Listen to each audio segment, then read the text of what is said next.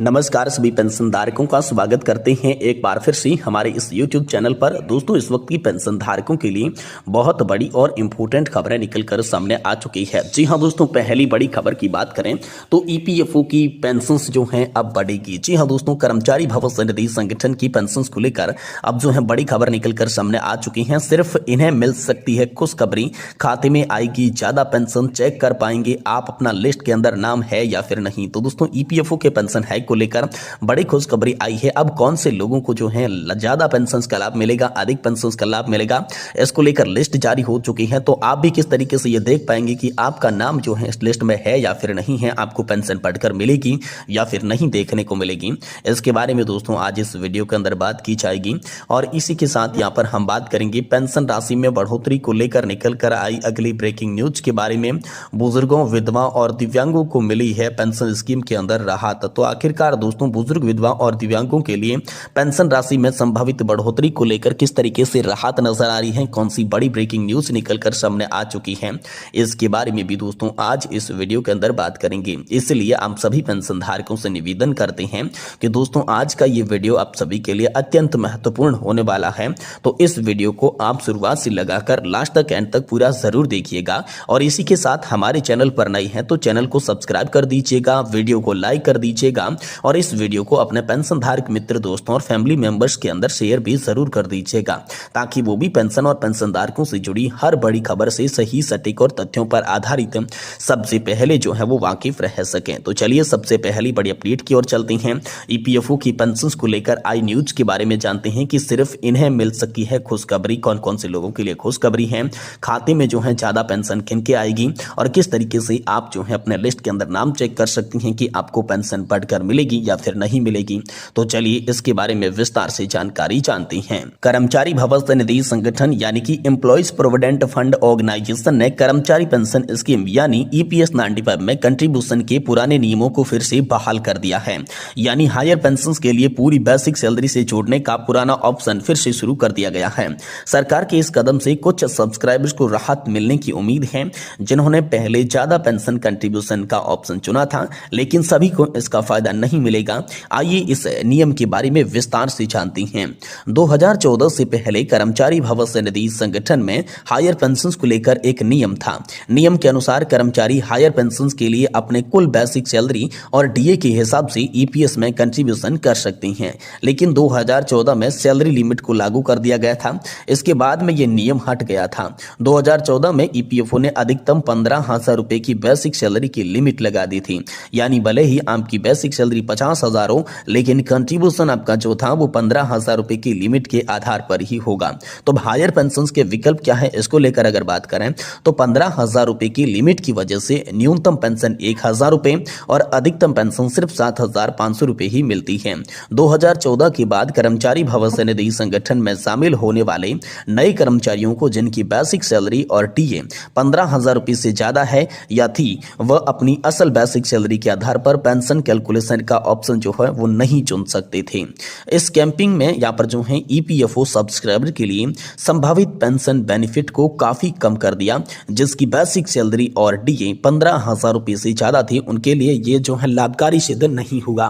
तो यहाँ पर ईपीएफओ के हायर पेंशन बहाली की यहाँ पर जो है कैसे होगा, अब जो है सबसे ज्यादा फायदा अगर इसको लेकर मैं बात करूं तो हायर पेंशन यहाँ पर जो है पुराना नियम जो अब फिर से बहाल हुआ है, वह सिर्फ उन कर्मचारियों पर लागू होगा जिन्होंने यहाँ पर 2014 से पहले की ज्यादा पेंशन का ऑप्शन का इस्तेमाल किया।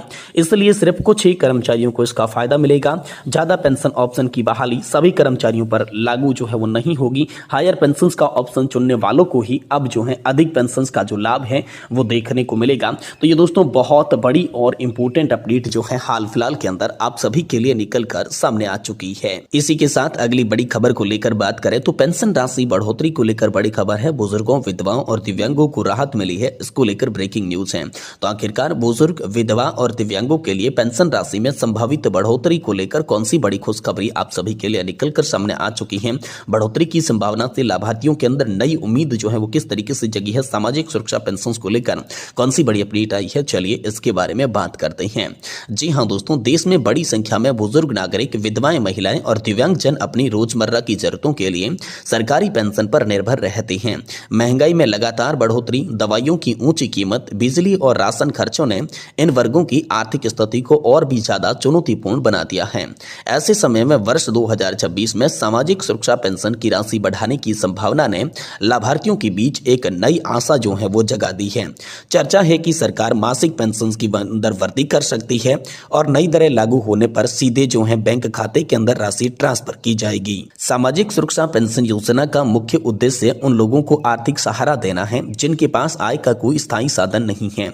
यह योजना केवल केंद्र और राज्य सरकारों के सहयोग से संचालित की जाती है। 60 वर्ष या उससे अधिक आयु के बुजुर्ग, विधवा महिलाएं और अन्य प्रमाणिक दिव्यांगजन इस योजना की प्रमुख लाभार्थी हैं। वर्तमान में कई राज्यों में लगभग 3,000 रुपए प्रति माह की पेंशन जो है इन्हें दी जा रही है। अब इसे बढ़ाकर 4,500 रुपए से 5,000 रुपए प्रति माह करने की संभावना जताई जा रही है। हालांकि अंतिम निर्णय आधिकारिक घोषणा के बाद ही आप सभी के लिए स्पष्ट होगा, लेकिन बढ़ती महंगाई के बीच राहत की उम्मीद जो है अब आप सभी के लिए जरूर नजर आ रही है। जीवन यापन की लागत के समय में साथ बढ़ती रहती है। ऐसे में पेंशन की राशि में समय समय पर संशोधन करना आवश्यक माना जाता है ताकि जरूरतमंदों को राहत मिले। यदि प्रस्तावित बढ़ोतरी लागू होती है तो लाभार्थियों को दवाइयां, भोजन और अन्य आवश्यक खर्चों को पूरा करने में सहायता मिलेगी। सरकार डायरेक्ट बेनिफिट ट्रांसफर प्रणाली के माध्यम से पेंशन राशि सीधे बैंक खातों में जमा करती है, जिससे पारदर्शिता बनी रहती है और भुगतान में देरी की संभावना कम होती है। वर्ष 2026 में संभावित पेंशन बढ़ोतरी आर्थिक रूप से कमजोर वर्गों के लिए राहत का संकेत है। इससे उन्हें सामाजिक या पर सम्मानजनक जीवन जीने में मदद मिलेगी। हालांकि अंतिम राशि और लागू होने की तारीख सरकारी आदेश जारी होने के बाद ही तय किए जा सकते हैं। इसी बीच आप सभी के लिए पुरानी पेंशन योजना को लेकर बड़ी खबर आई है। खुशखबरी बताई जा रही है कि ओल्ड पेंशन योजना एक बार फिर से अगले ही महीने लागू हो सकती है और 50% तक की यहाँ पर पेंशन का लाभ आप सभी को देखने को मिल सकता है।